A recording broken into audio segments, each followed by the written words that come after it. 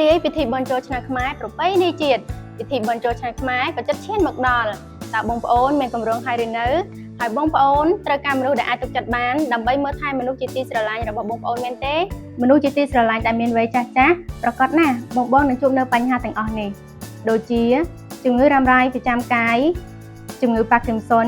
ជំងឺស្ត្រូកជំងឺចាស់ពង្វែងហើយពេលធ្វើដំណើរទៅណាម្ដងសែនពិបាកនៅមន្ទីរសម្រាប់ព្យាបាលហ្វីសូខាមមានសេវាកម្មថែទាំ